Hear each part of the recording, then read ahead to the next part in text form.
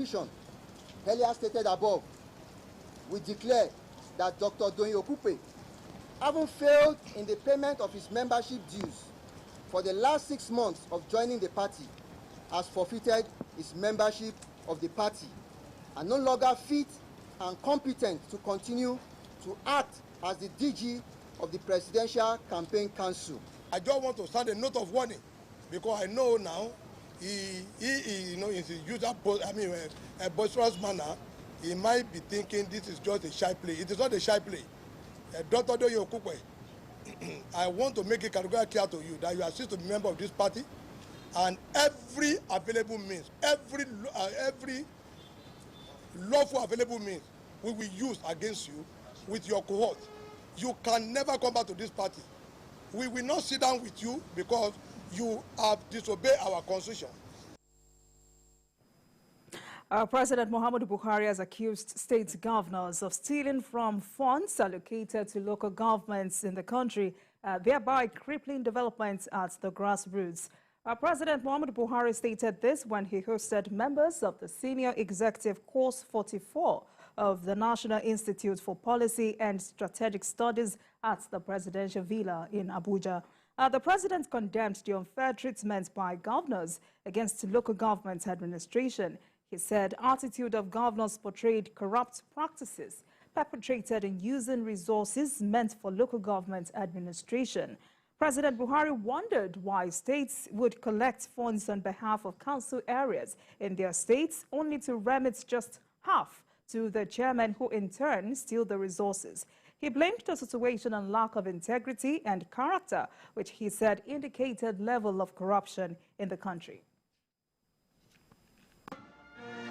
President Muhammadu Buhari was blunt as he directly blamed state governors for the poor rate of development at the local government level. The president is not happy that the efforts made to strengthen local government administration in the country through an executive order was truncated by judicial processes. Mr. President wants all public office holders to be guided by their conscience. He also promised that the recommendation in the NIPSS report will be implemented. Money for the salaries will be given and the balance will put in his pocket. This was happening. This is Nigeria. It's a terrible thing. You cannot say the person who was doing that was not educated. He was a qualified lawyer. He was experienced. Yet he participated in this type of corruption. So it's a matter of conscience, whichever level we find ourselves, that you need us to sit here with all the sacrifices the country is making by putting you through institutions and getting you ready to lead. The fundamental thing is personal integrity. May God help us. The report of the Senior Executive Course 44 recommends that for Nigeria to manage most of the challenges currently facing the country, it must strengthen governance at the grassroots and eradicate corruption. Your resolve to achieve zero tolerance in corruption is a struggle that we as a nation cannot abandon if we must prosper. The national and global support given to your administration is a huge opportunity to be leveraged on. President Buhari congratulated the members of the Senior Executive Course 44 on the successful completion of their course and promised that his administration will continue to support the activities of the National Institute of Policy and Strategic Studies. Femi Akonde, TVC News, Abuja. All right, so some governors have now reacted to President Buhari's allegations. Governors of Rivers and Benue States, Nyesom Wike and Samuel Ortom, are now challenging the president to expose governors responsible for stealing local government funds. The governors, who are part of the 5 integrity governors among the governors of the People's Democratic Party, threw the challenge to the president earlier today during the inauguration of some internal roads in Rivers State. Governor Wike denied ever taking funds meant for the local government since he assumed office as governor in 2015. I want to challenge Mr. President. Mr. President, you're a leader And we believe as leaders, you must come out and tell Nigerians who are those committing this offense. You said the governors are taking local government funds. I want to say, in the name of Almighty God, I've never touched local government fund one day. I have never, and I have no reason to do that. So, Mr. President, tell us who are those people. You know them, tell us. It is a logical fallacy to say that all governors are criminals. All governors are stealing from local governments. I joined Governor Wike to say it from 2015. Let EFCC come in. Let ICPC come. Let every other agency that can unearth this, as far as Benue State is concerned, let them bring it out. So that we know the people. There is no point generalizing that all of us are evil people. I don't do it. This is Still Politics Tonight. We'll take a short break and we will be right back. Please stay with us.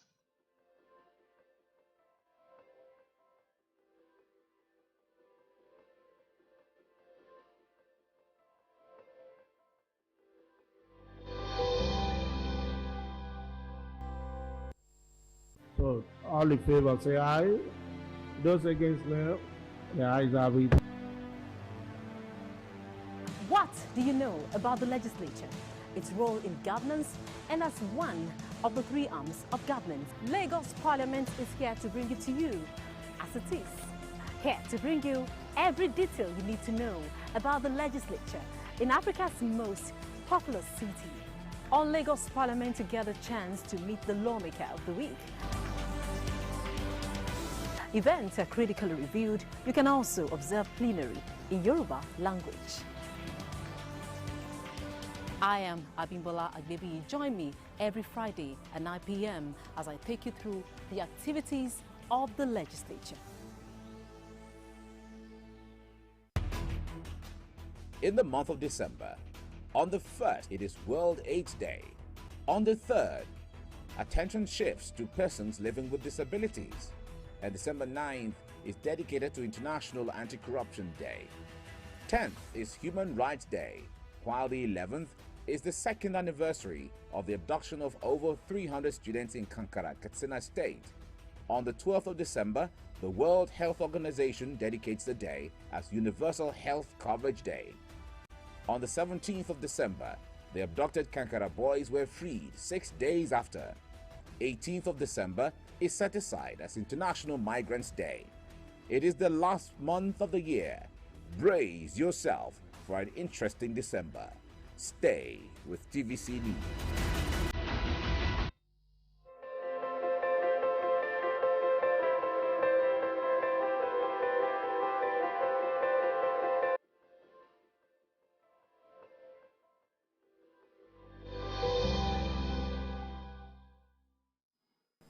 Welcome back to Politics Tonight. Now let's begin more stories, and this time from Ondo State, where Governor Rotimi Akeredolu says his administration will continue to respect the independence of the legislative arm of government. Akeredolu, represented by his deputies, stated this at the inauguration of a newly renovated hallowed chamber of the State Assembly. For the business of the day, members of the State House of Assembly had a plenary sitting at the temporary chamber to take stock. The sitting gave them opportunity to look at the past and examine the future. The State Deputy Governor, Lucky Ayedatiwa, who stood in for the governor, witnessed the sitting. He thanked the lawmakers for their cooperation and expressed government desire to maintain neutrality in the affairs of the legislative arm. Mr. Speaker, and all the members of the Ondo State House of Assembly, especially all the earlier speakers, for acknowledging with great applause the modest contribution of this administration. It's been led by Mr. Governor and our man, who was the governor of Ondo State then, Pa Adekuna Ajasu, erected this edifice the Ondo State House of Assembly complex, which was one of the best in the country then. But after several years, building complex due to lack of maintenance dilapidated until another, and I quote, another our man. After the sitting, they proceeded to inaugurate the renovated chamber of the assembly. The epoch-making event, which was witnessed by some traditional rulers, gave the legislators opportunity to express their minds. It's because of the good relationship between the legislators and the executive, and the governors deemed feel that he has to leave a legacy by turning this edifice around. This hallowed chamber has been abandoned, but we give glory to Almighty God that Governor Oluwarotimi Akeredolu, our talk and do governor, has demonstrated that he's a friend of the house. And we would like to thank the governor for giving us an opportunity to be able to showcase our work. It was a 2-year-long job, but the lawmakers also sat briefly in the newly renovated chamber and deliberated on the state 2023 appropriation bill. IDG Moradio, TVC News, Akure. A House of Representatives aspirant for Beni Magaji Federal Constituency in Zamfara State, Sani Alti, wants the People's Democratic Party to honor the court judgment and conduct a fresh primary election for the constituency. Justice Inyang Ekunga of the Federal High Court in Abuja had on Monday, 21st of November, nullified the primary election that produced Sani Umar as the party's flag bearer for Beni Magaji Federal Constituency and ordered a fresh primary election within 14 days. With less than 3 months to next year's general election, the People's Democratic Party in Zamfara is yet to know its fate for Kauranamod and Beni Magaji Federal Constituency. This follows a federal high court judgment that annuls the primary election conducted in May by the People's Democratic Party, which produced Sani Umar Dangaladima as the party's flag bearer. Sani Ibrahim Alti, one of the aspirants contesting for the Green Chamber seat, had approached a federal high court in Abuja seeking for the nullification of the primary election over irregularities and non-compliance with PDP's constitution and the 2022 Electoral Act. While commending the court over the judgment, he wants his party, the People's Democratic Party, to conduct fresh primary election before the expiration of the deadline, which is Sunday, 4th December. The primary election that brought Honorable Sani Umar Dangaladima as candidate of the PDP was marred by irregularities and non-compliance with the PDP Constitution and Electoral Act 2022. The court delivered a judgment on 21/11/2022, which nullified the primary election and ordered a fresh primary election within 14 days from the date of the judgment. I am therefore appealing to our great party, PDP, to wade in and salvage the situation by honoring the court order and organize a fresh primary election between now and Sunday, as we are running out of time. The 33-year-old grassroots politician alleged that some key members are frustrating every effort to ensure that fresh primary elections hold as ordered by the court. He adds that his life is being threatened by some politicians over the matter. Serving members of the House of Representatives are frustrating the process of the fresh primary election, which, if not conducted, will negatively affect our party, our great party, as we will not able to fill in any candidate for the 2023 general election. Sani Alti appeals to party members and his supporters to remain calm as he is confident of victory. Faithless Darufai, TVC News, Gusau. All right, I am now joined by the National Women Leader of the All Progressives Congress, APC, Betta Edu. Thank you very much for joining us, madam. Thank you for having me. All right. Now, your election came as a surprise to many people because of your age and duration in politics. Tell us, were you also surprised about your emergence? Well, not at all. I wasn't surprised. I have been, I would want to say, a technical person over the years, and I've played politics as minimally as required. And this was coming into like the center of the entire political scheme. And I just knew I was going to make an impact. I was going to be able to give back to society, and I was going to be able to lead women to another level of participation in politics. All right, so you're already a success story when it comes to women participation in politics in this country. What are some of the challenges women face in participating in politics, especially in Nigeria? Well, it begins with our ideologies, our beliefs, some of the cultural and religious holdbacks that Nigerians experience, or Nigerian women experience. So some women just have this ideology that we are not supposed to be leaders, it's a man thing, we're not supposed to be involved in politics, and so they stay away from it, they shy away from it. And then you just have some women too who, for cultural or religious reasons, don't want to get involved with politics. They are told by whatever these guys or myths that women should not be heard, they should just be seen, which is absolutely not correct and truly not supported by any religion, because of course, whether it's Christianity or Islam, it supports women going into leadership positions.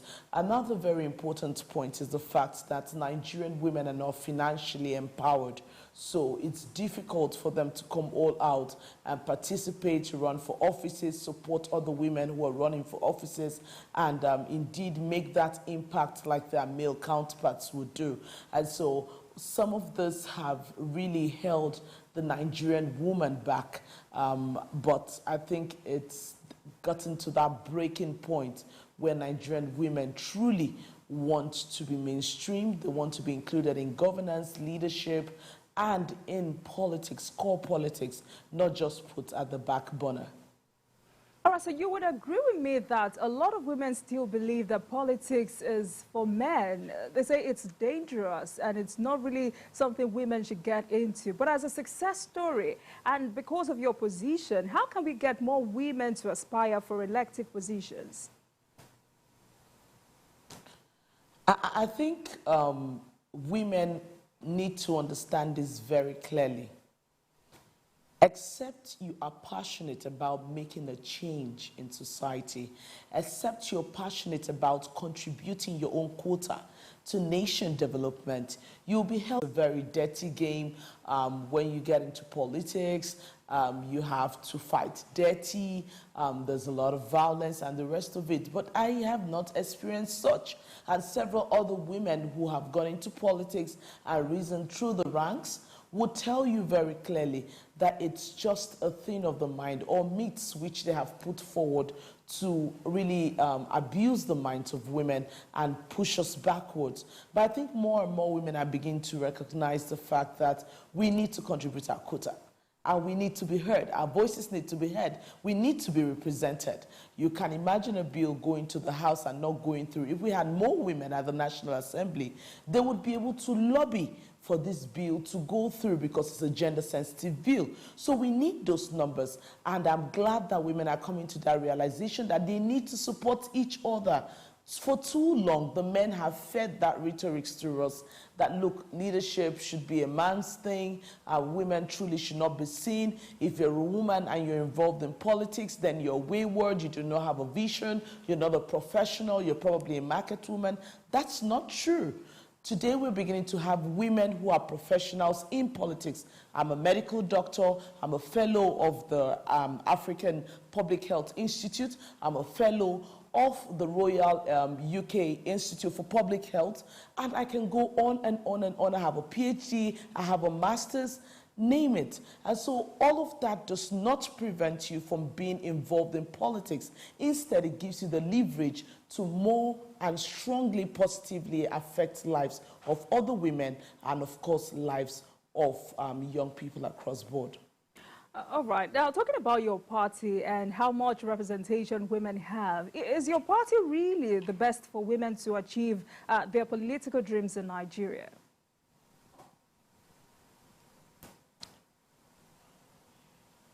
So, basically, I could confidently tell you that our party, the APC, has been one of the best for women in Nigeria. It's been one of the best for Nigerian women across board. Like you know very well, this is one party that has given women the opportunity to participate in politics across board. You can very well tell from our constitutional review that was done recently, where we had more and more women being brought into the NWC and into the entire NEC. More women for the first time were brought into the entire NEC. Beyond that constitutional adjustment which favored women, we had situations where we have made it compulsory for women at the local level and at the state level to be delegates. So in every 5 delegates, 2 must be a woman. And then, of course, at the national level, in all the 3 delegates, 1 must be a woman. This is a deliberate step taken by our party to ensure that women are included in the political process from the grassroots all the way up.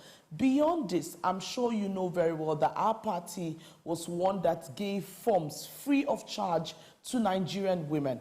We wanted to get more women to participate in the political process and get into elective offices across the country.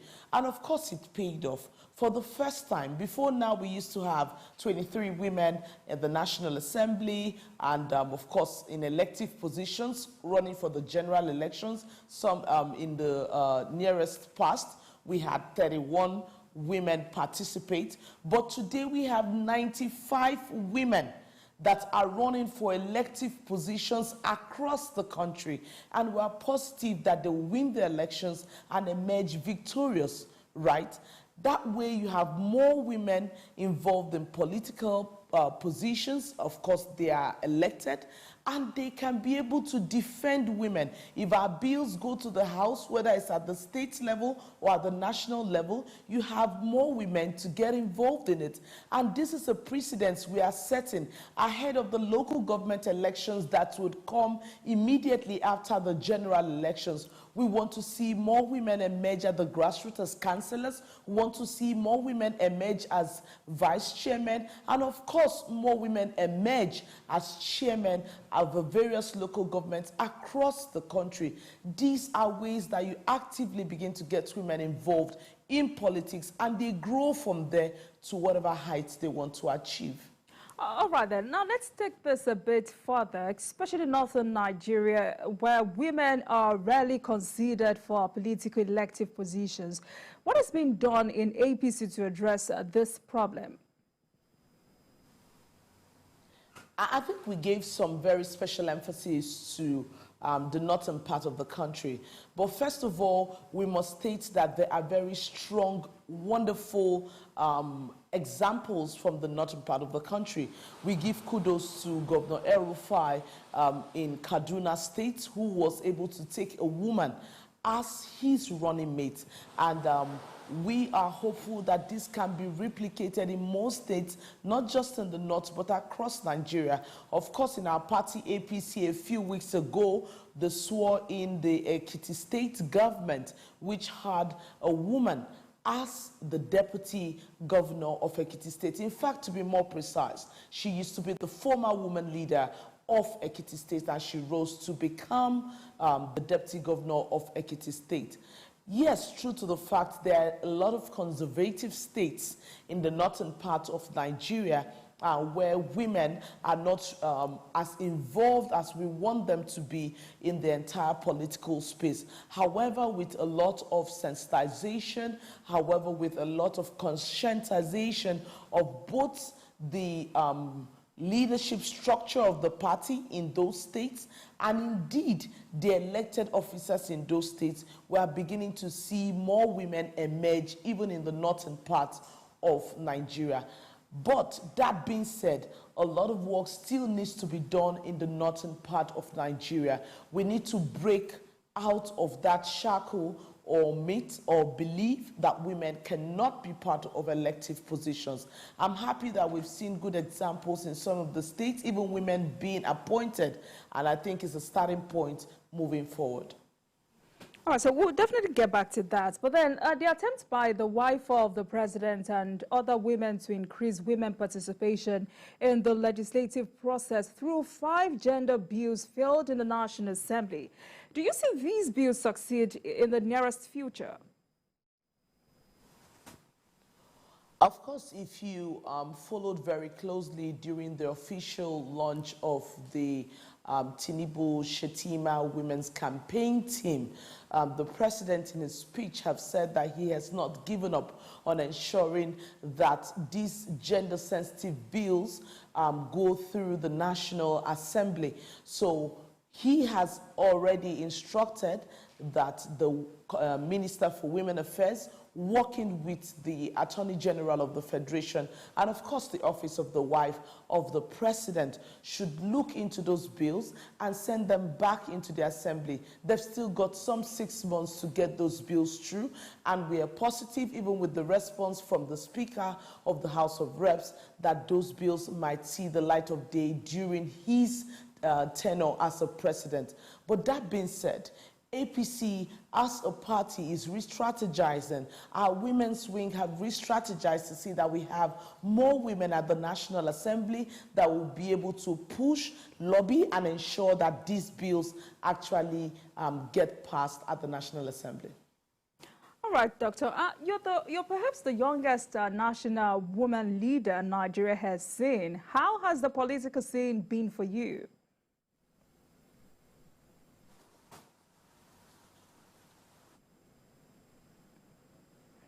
Hello, Doctor. Can you hear me? Yes, I can hear you. All right. I lost you at some Okay, point. please go ahead. I didn't hear the question. Can You take are that perhaps again? the youngest national women leader Nigeria has seen in recent times. How has the political scene been for you? Oh, well, somebody has to start something, isn't it? And somebody has to be like the one breaking the glass ceiling, right?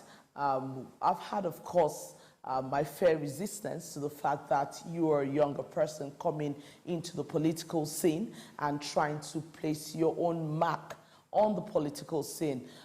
In most cases, you have to come up against people who just feel, oh, you are too young, or you're not supposed to really be there at this age, right? But I want to say majority of Nigerian women, majority of APC women, majority of professional women have embraced my emergence with open arms. Really, this has been like a breakthrough for the young women who ordinarily feel that politics is just for the older persons and so they should be excluded from it. And it has led to them being disgruntled over the years. Young people want to get involved in politics, young people want mentorship, young people want the right direction, and this is exactly what I'm offering. And beyond this, of course, APC as a party has gone ahead to say that we are sensitive to the fact that young people want to get involved in governance, they want to get involved in decision making, they want to get involved in politics, and so we are ready to give them that chance to get involved in it. And of course, for the professional women who would stand aloof to say, look, politics is not for the professional woman. Look, I have my profession. I'm a doctor. I'm a lawyer. I want to be right there facing my profession and giving it my best. They have seen this as a good example to get involved. And indeed, I think I've had a wonderful experience. I'm working with women across Nigeria. I've been able to attract a lot of people into our party, both young and old. I've been that bridge builder between the politician, the typical politician, the young woman, the older one, and of course the middle-aged women. So really it's been a wonderful experience, and I'm really very grateful for the support I've received so far from the Nigerian women. You defected to the APC with your principal, Governor Betta Edu. Let me ask you, was it that you believed in the ideologies of the APC, or you defected to demonstrate your loyalty to the governor? Okay, so I think it's a double-edged sword. Yes, so first of all, I defected because I believed that we need to put our hands together with the ruling president and give him all the support he needed to succeed. It's easy to sit on the fence and criticize, right? But it's better off when you're part of it and you can give your own ideas, you can give your own innovation, you bring your energy, bring all of your drive into seeing that the things that you want to get done are being done the right way and on time. And so these are part of the driving force that led both myself and my principal to come in to APC as a party. We saw that indeed the ideology was right. Indeed, the founding fathers had the right mindset of changing Nigeria, of taking Nigeria to the next level, of contributing better to nation development, of curing Nigeria of corruption, of curing Nigeria of insecurity, and several other issues that, of course, was top on the burner when it had to do with the Nigerian system. And so we thought the best way to influence and support this revolution that is taking place in the country, the best way to be part of the change that we want to see was to get into the center and get involved with it. And that's why we moved. Of course, beyond this, I am loyal to my principal. Right? He is part of those who I look up to, himself, his wife, as my mentors. Mentors in politics, mentors in governance, mentors in leadership. And so there is that inclination to move with them when they do. But more importantly is the ideologies of the party and the fact that we believe that contributing our own quota at the center would bring much more for our state and will increase the level of development, the speed of development of our country. Away from you for a minute, let's talk about your party's presidential candidate, Betta Edu, who has promised to prioritize national security, economy, education, power, and agriculture if elected president. Why do you think he will be able to deliver on all of these promises?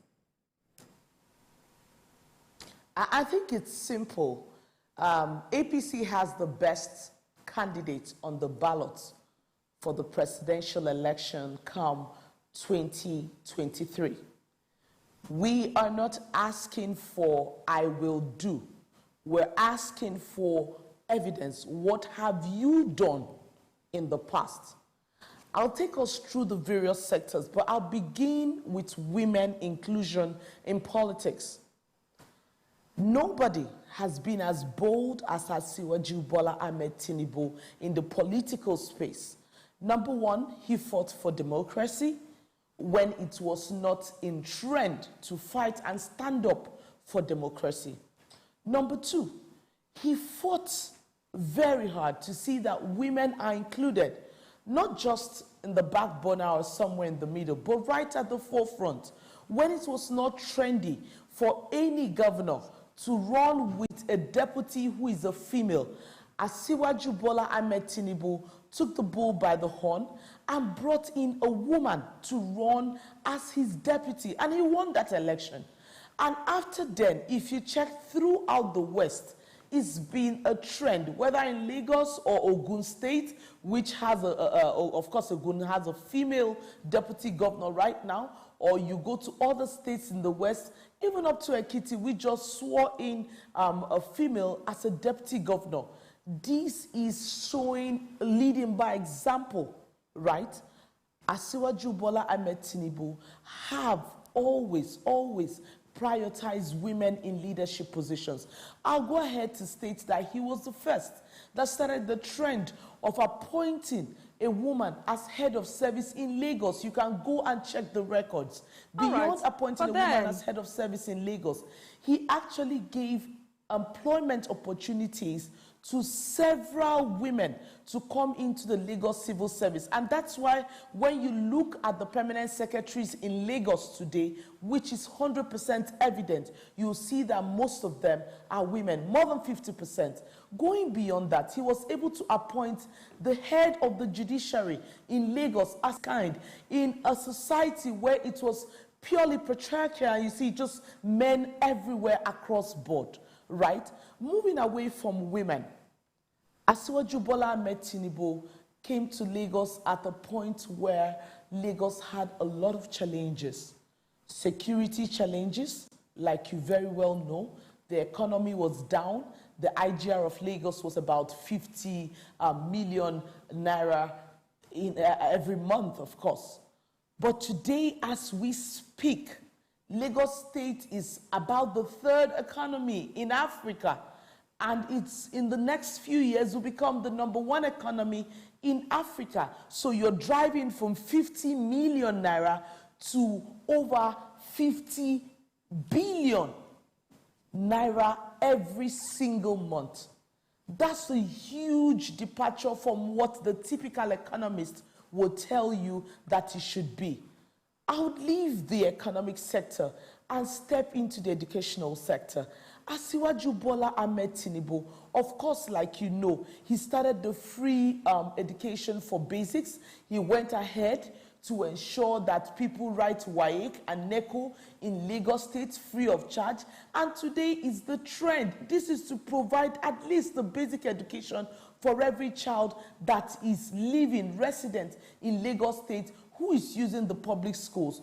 Of course, you know that he's the king of religious tolerance. He is married to a wife who is a Christian, and he supported her even after he stepped out of public office to go to run for the Senate, and she's been a 3-time senator. He didn't say, you look, you're my wife, sit in the house, you have no place being out there contributing your own quota to nation development. No, that's not who Asiwaju Bola Ahmed Tinubu is. Beyond even, of course, the educational sector, he did a lot in the security aspect with all of the this state. you have Lagos reeled State, out, many citizens are disenchanted with this current administration, especially over insecurity and economy. Do you really think you will be able to convince them to vote for the APC again? I think we need to be very critical when we are looking at the scorecard of the present administration.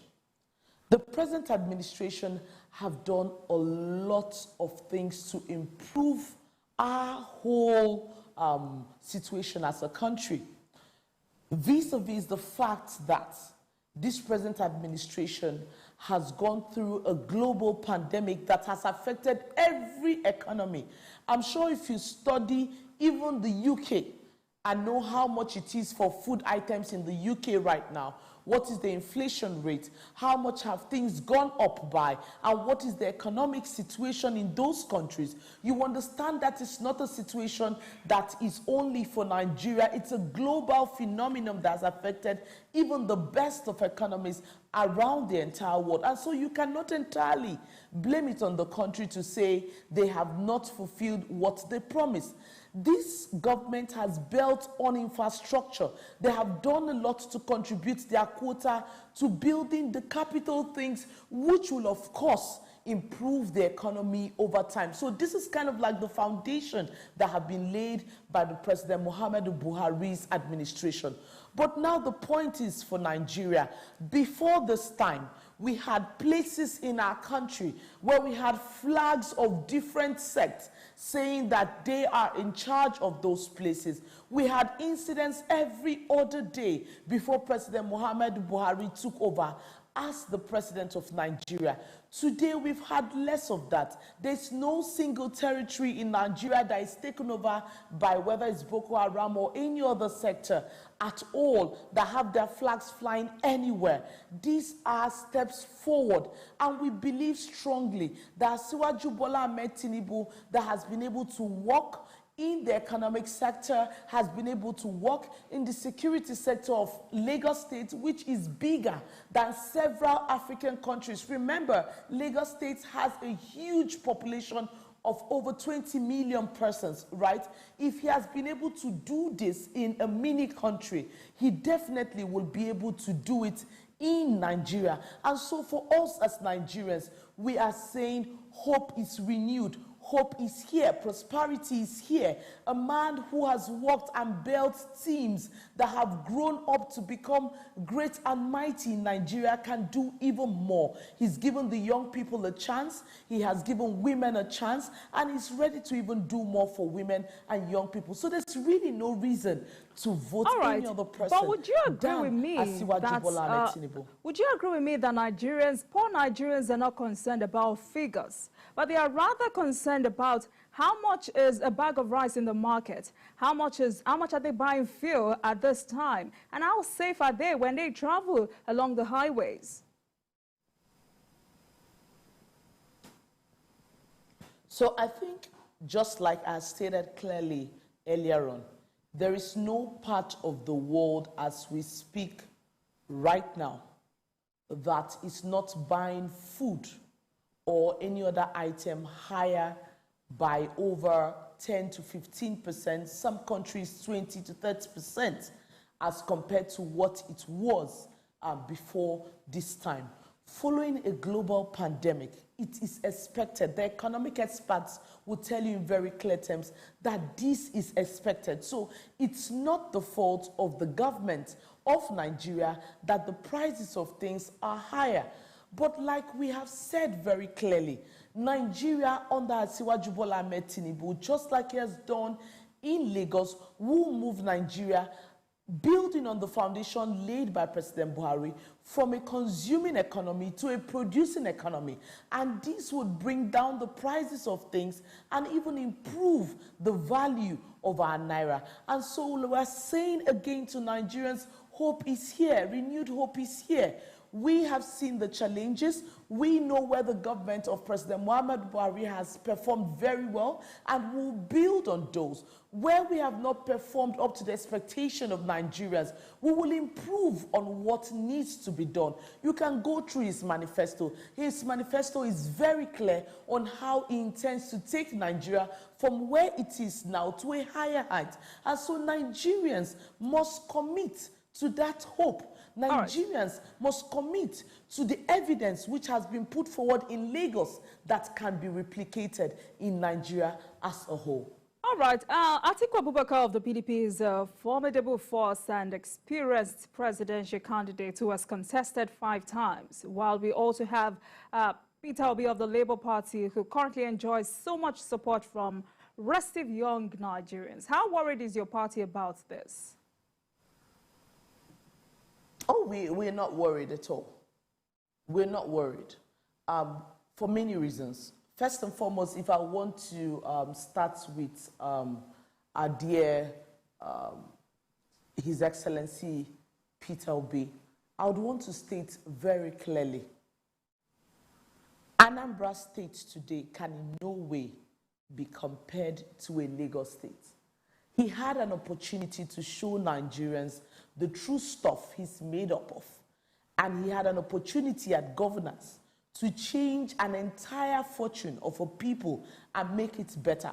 But what did he do? He buried the talent and said, the talent you gave to me, I buried it, I saved. You saved while doctors are on strike for 9 months. You saved while teachers, workers cannot get paid their normal salaries and they go on strike for 11 months. You saved while the roads are still bad. You saved while small businesses are not working. You saved while you're selling part of the government properties and then keeping the money in the bank rather than investing it in human capital, investing it in businesses, investing it in the economy to build the economy. Remember, you're working with a section of Nigeria that are highly interested in business, highly interested in the economy, providing them that startup, providing the right environment, would have turned their fortunes completely around. So if you did not do it then, there's no magic you're coming to work in Nigeria right now. And so Nigerians must go for a man who has integrity and one who they can trust.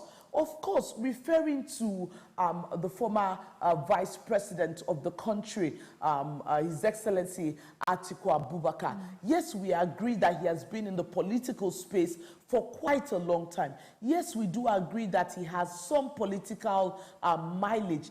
But of course, putting him side by side and our Asiwaju Bola Ahmed Tinubu, you will know that Asiwaju Bola Ahmed Tinubu has been a master of politics, one that rose from the point where he had just one state under his party to a point where he had several states across the country in his party. And today he has over 22 or over 21, I would say 22 states. All right. In the party APC as the leader in that party. Let's talk about your tenure as the Commissioner of Health in Cross River State. Let's talk about your tenure as the Commissioner of Health in Cross River State. There were reports that the Nigerian Medical Association vowed to sanction you for unethical handling of COVID-19 related issues in the state. What really happened? I think it's always been an issue of having a younger person lead. And where you find people who believe that they should be at certain positions trying to use the cover of an association or a cover of a body to perpetrate what they believe would give them an opportunity at governance. Of course, all of those things went to the NMA and they were thrown right out of the window because they had no single value to them. I want to state very clearly, our own approach in Cross River State to the management of COVID-19 was very professional and indeed one that was emulated across the entire nation. We started the No Mask, No Movement even before Nigeria PTF said that people should use masks in public places. When we started it, of course, the NMA and other people came out to say we should not use masks in public places. Masks is meant for surgery and all of that. But as a public health physician, as one who did epidemiology and understands the transmission means of the virus, it was easy to tell, working under the leadership of my principal, Governor Ben Ayade, it was easy to tell that if we use a face mask, it will protect this virus from going from one person to the next person. And we brought that out. 6 weeks after we brought that out, and we were fought by both the NMA in the state and, of course, the PTF and other persons who thought they knew better. 6 weeks after, the WHO said that every single person should use face masks in public places to prevent the COVID-19. Of course, going ahead of that, they didn't feel okay with that. They felt, oh, they are, in quote and unquote, the old knowledge was brought to question. And so they continued with those stripes. You found people who claimed to have things that were not. You found people who, where you sent samples and say, escort the samples to the lab, the samples came back negative. They still felt, oh, this was not it. We don't believe it, and the rest of it. We brought even the rapid test kits, which are now used every day in Nigeria. We started the introduction in Cross River State at our border lines just to ensure that people who are coming into our state are tested before they gain access to the state. We shut down our state and isolated it even before Nigeria and the PTF took that decision. This is a decision which, if the country had taken earlier, we probably would have not had cases come into our country. So a lot of steps were taken, which was not conventional. And of course, when you find something that's not conventional, you have people who resist change, people who resist superior knowledge, people who resist the understanding of the virus which we're dealing with, come all out to say, no, it was not. But of course, when it was put before the NMA, of course, I was definitely found on the right path of the entire picture, and they were told with a clear letter stating that they had no right to question my decisions as a Commissioner for Health when it had to do with COVID-19 management. And I want to put this out very, very clearly. Many years later, Cross River State still has one of the lowest cases of COVID-19. And the reasons were simple. We put our preventive measures top-notch. And really, that's what Nigerian health sector needs to move into. Let's not concentrate on treatment. Let's not concentrate on managing diseases, but more on preventing them. That's public health. That's protecting the people. Thank you very much, Dr. Betta Edu, National Women Leader of the All Progressives Congress. Thank you very much for joining us on Politics Tonight. Thank you for coming. Thank you for having us. All right, that marks the end of today's episode of Politics Tonight. But the conversation continues from here. Get in touch with us on Twitter at TVC News NG and at Olajumoke using the hashtag Politics Tonight. We are also on YouTube at youtube.com/TVC News Nigeria. Join us for the repeat episode at midnight and tomorrow for another edition of Politics Tonight, digging beyond the headlines. I am Olajumoke. Goodbye.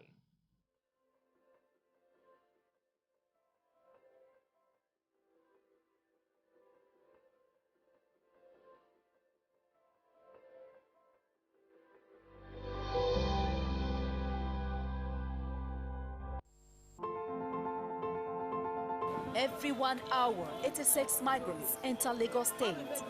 It is a beehive of activities. Every second counts in this city that never goes to sleep. There is always something to talk about. We go the extra mile to tell the story of Africa's 5th largest economy. We track happenings on land, on waterways, and in the air. We go against all odds to ensure that you are heard. 25% of the entire spread of Lagos is covered with water. I'm Adedoja Salamageni. I live in Lagos.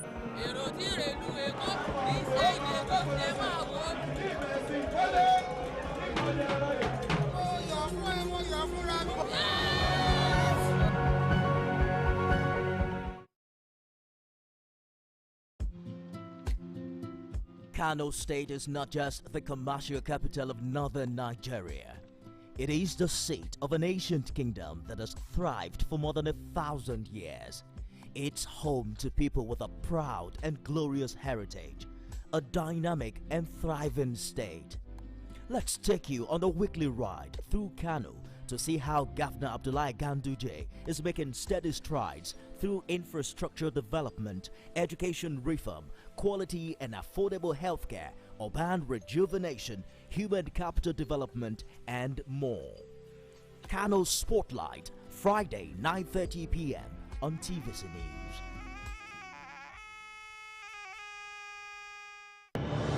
It's always a great morning on the TVC Breakfast Show. Thanks for joining us on TVC Breakfast. With the array of stories that matter and what's behind them. As you say, the first blow indicates the direction of government. Tell us what really is going on between your union and the federal government. Once it's generated, if you don't use it, it's waste. We are not even sure whether we have a strategy for security. Are you saying that there was nothing wrong in that? Was he the one driving the taxi? Answer the question. Reveal your morning with all you need to know. Like the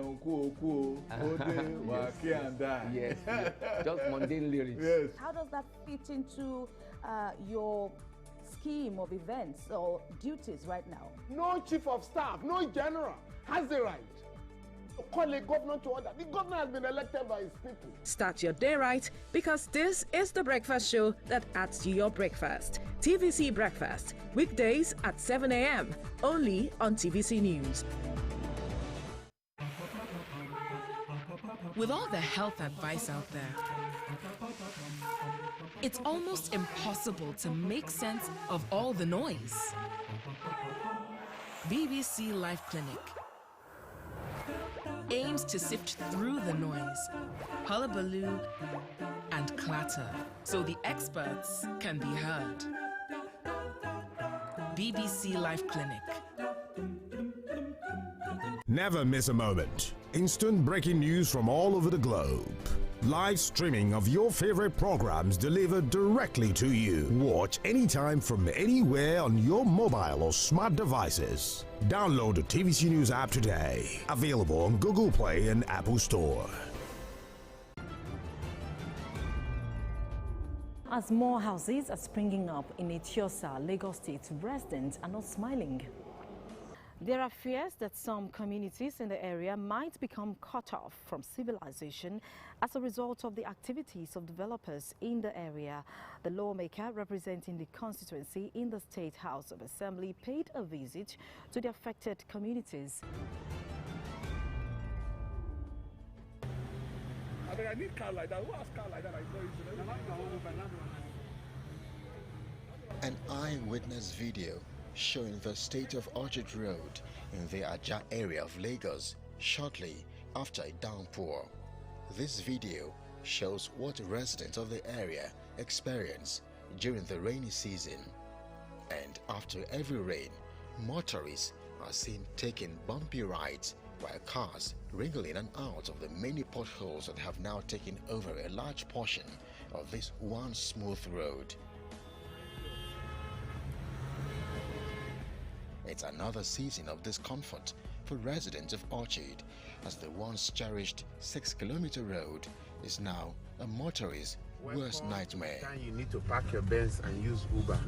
So sit down. Efforts have been made by some residents in the area to fix bad portions of the road, but it's been challenging. The residents blame these activities on developers who come to construct buildings in the area. If you take a look all over Orchard Road, you see where we have bad roads, where we have dysfunctional drainages. It's not because the Lagos State government at one point in time had not made provision for drainages to get water off the road to the canal, but because over the years we have had our environment being degraded by developers or development which we know as a community do not follow the laid down town planning rules of Lagos State. 2.5 months ago, we spent nothing less than 15 million naira contributed by residents to put some palliative work on the road. And that was born out of the excitement that government has graciously put the permanent reconstruction of the road in the budget. And with that in mind, we thought it was necessary for us to do the palliative work, which should culminate in the permanent fix. But after the palliative work, unfortunately for us, the rain started. Everything that we have done has been washed away. So I can tell you, about 15 million naira has gone down the drain.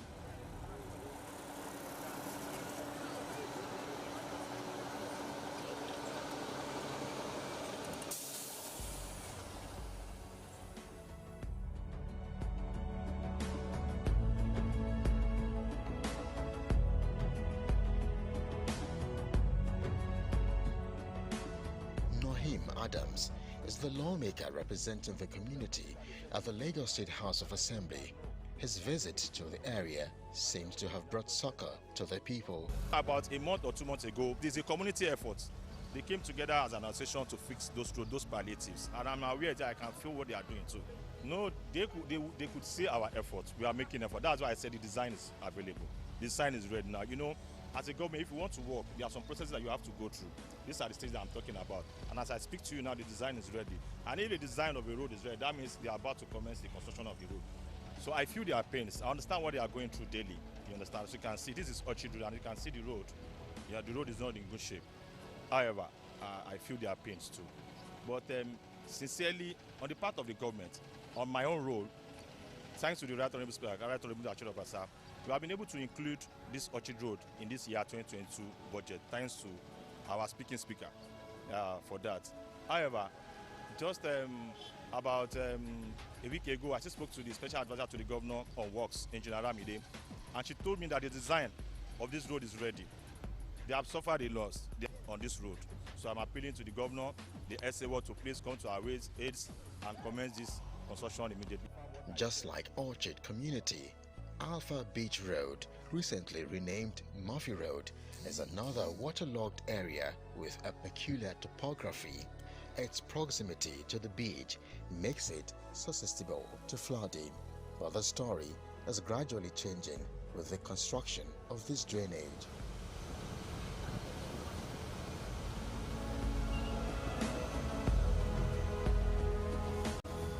So this drainage will be by this side, left side. And while residents commend efforts of the legislative and executive arms of government in the state, they seem worried about the height of the channel. Yeah, come back. This road, this area joins other communities, Aja and the other ones. So, and there are people pass here.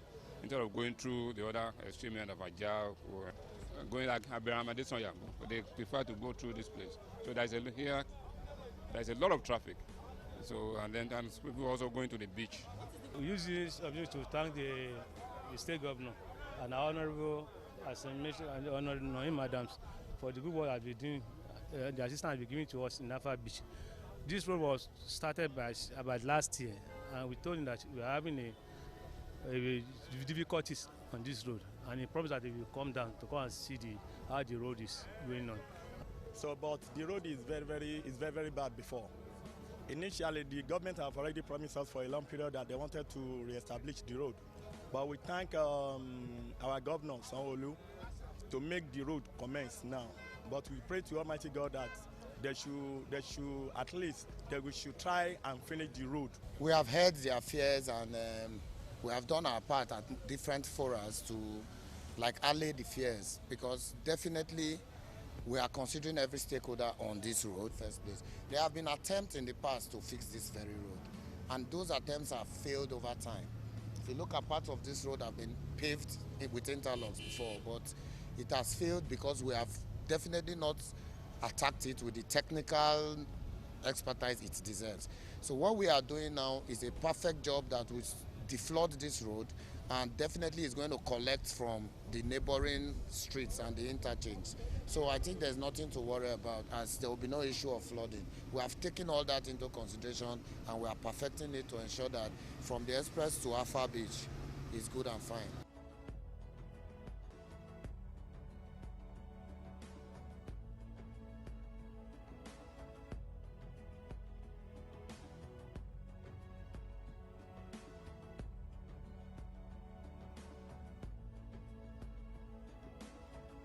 Oku Alpha community is a part of Lagos that has suffered effects of coastal erosion for many years. The continuous surge of the Atlantic Ocean claims lives and destroys properties. Several calls have been made by displaced residents on the need for government to protect their shorelines, and the residents say it's all promises with no solution in sight. We are facing ocean surge problem here, and you can see what we are facing. This water, almost 3 months, it will surge and affect all our properties, our houses. We have become homeless, and we want government to come and help us to continue this growing.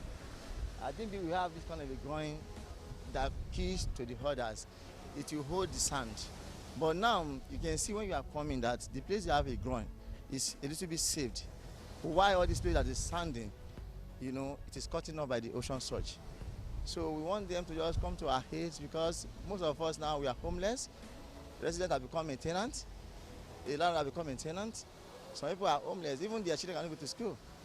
This has always been the beach area where we have been coming for leisure in the past. But you can obviously see the devastation already done. Looking further down, you can even see marine cables by some telecom companies that have all been chopped up. And the ocean is coming closer every day. One can see the impact on this asphalt road. This is all gone. This used to be an alternative road to Lekki Express road, but it's all gone now, and government needs to pay urgent attention now.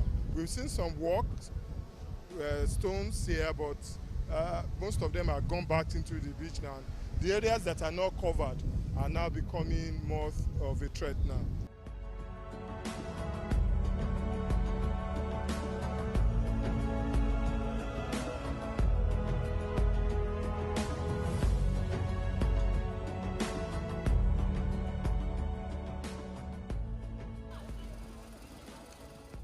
The arrival of rains have made the situation worse, as the community fears another surge if nothing is done by government to protect the shorelines. All of these are palliatives. I think a master design should be voted in this. Lagos State government cannot do this alone. We employ that the federal government should also see this place as erosion-prone area before it eventually chops more of the ocean, the land mass into the ocean. The residents are hopeful with the arrival of the representative in the parliament. Honorable Naim Adams had always been in the forefront of things bordering the communities under his watch, and he's always around, and this coming here again to reiterate the need for government attention is one of those things he has always been doing. We will continue to encourage him to push more and let us get more presence of government on this axis.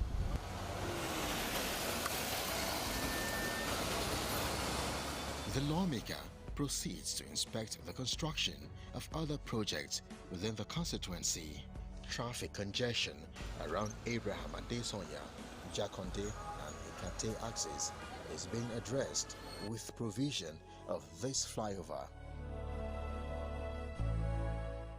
This bridge is very, very important to this area, being the fact that we used to have about 2 to 3 hours traffic within this area from Abraham Adesonya down to Jakonde or somewhere around Ikate. And you could see that this is the only road that we have within our Etiosa Lekki Ekpe Express Road. There's no other alternative road apart from the one in Lekki Phase 1. So we want to thank the governor of the state for giving us the opportunity to have this regional road. That when you are coming through the Lekki Ekpe Express Road, you can easily pass through Mobile Road, access here and go and look at Ogombo. I'm fortunate to see him today, and I know he's been doing quite well for the people of this community. He's been fantastic. I know he was responsible for the power project that has just been installed, though not commissioned yet. And some of the government presence you see here in the scheme, I know that he has his hands on them. Because Lekki scheme too has enormous potentials. It's a scheme that, if you ask me, is the next Lagos. As the year 2022 gradually winds down and the executive arm warms up to present the budget for the coming year to the House, the lawmaker also assures his constituents across Etiosa constituency of more people-oriented projects. There are a lot of projects going on simultaneously in my constituency. And the road from Eleko to Ibrahim, they've started it. They said they should stop at Green Spring for now because of this regional road so that everywhere won't be too cumbersome. So they should expect more dividends of democracy from my constituency, from the state. And again, I would like to thank our Right Honorable Speaker, Right Honorable Muda Ashiro Obasa, because without the Speaker, I don't think we'll be able to include all these projects into the year's budget.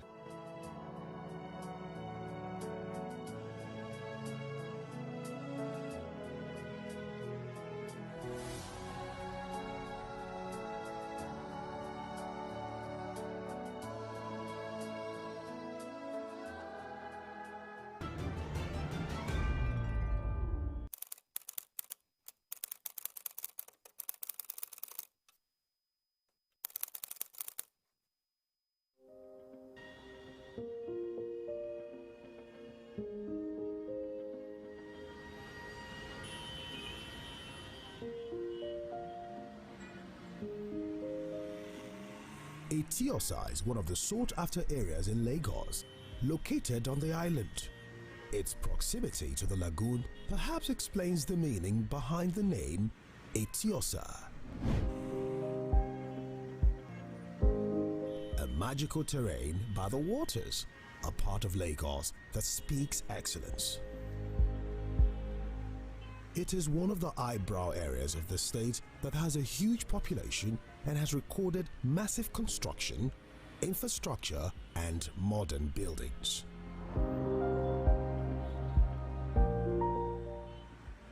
At the state parliament, Bolahon Ishau represents Etiosa constituency. He was elected into the State House of Assembly in 2011. Ishau has spent the last 1 decade representing the interests of his people in the parliament, with most of his interventions hinged on 3 cardinal programs which are health, entrepreneurship, and education. In the area of health, thousands of residents of Ikoyi or Balinde have benefited from his medical outreach, a project he started years ago. This is the Gbolahan Olusegun Ishao Free Eye Care Program, the 8th in the series. It is an intervention for a Tiosa community targeted at indigents in the area.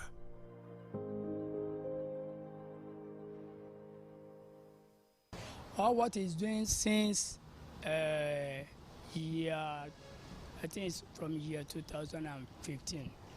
The promise he gave to us is deliver it, and then we are on his back until he bring what we ask him to do for us, because he never reach where he's going.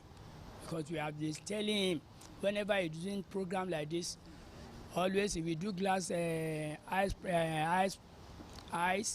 teeth, free eye glass, everything he's doing for everybody. People that can't see now, they can see now. As in, people that would have been blind before now, they can actually have, there's hope for them. So if more Nigerians, more people can actually be involved in things like this, it will be much more helpful for the nation at large. I believe they should more or less more proper eye care hygiene for their eyes, eating good fruits, but which in our country we find that but just proper care of their eyes. And for beneficiaries of this care, I think they should pay more attention to the advice that we've given them pertaining to the usage of their drugs, and also the eye care tips that we've given to them. They should just abide to those things, and probably we might see next year as well too, and carry further tests to see the level of their eye health. Hypertension is one of the leading causes of death in Nigeria, and I've noticed so many people don't even know what it can lead to. Hypertension can damage their eyesight. It can lead to glaucoma, irreversible damage to the eye, and can also lead to irreversible blindness. It can damage their brain, can lead to stroke, half paralysis of their body, can damage their kidneys. It can cause a lot of things. So I have tried to encourage them to try and check their BP regularly. He's a person that gives, he does not even want to know you. Whether if you call him on phone, you are facing this kind of problem, he will just say, okay, who is that person? Screenshot his voter's card. That is all.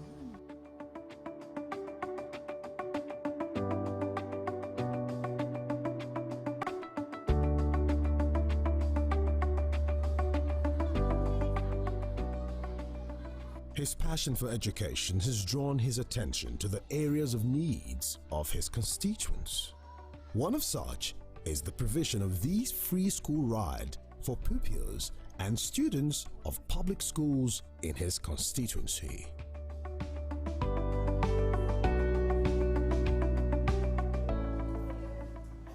His annual distribution of free JAMB and GCE forms to students here has recorded a huge success among the beneficiaries.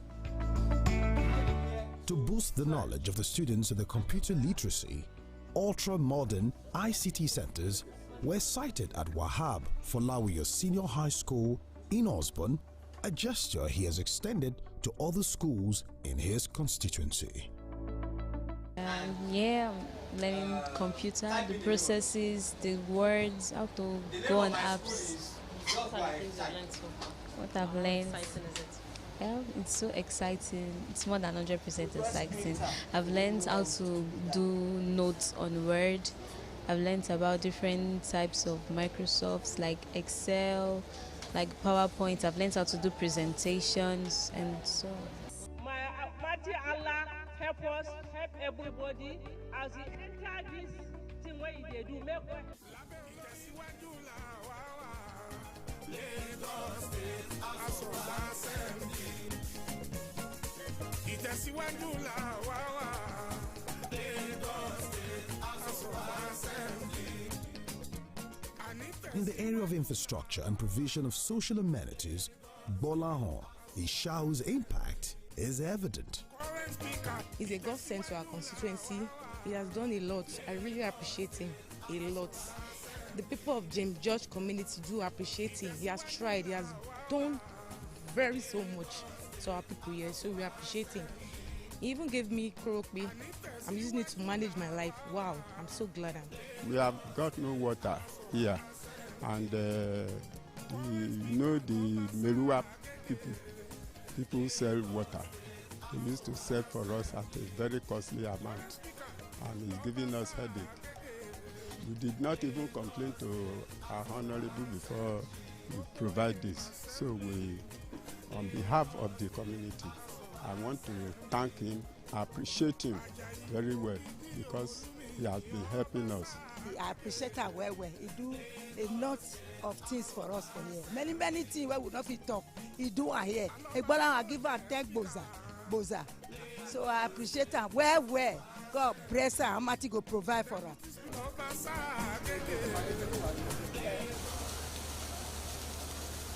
Dolphin Estate is one area in his constituency that battles flooding every time it rained.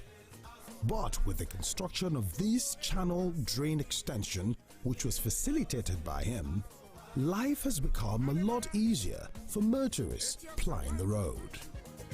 Honorable Engineer Isha,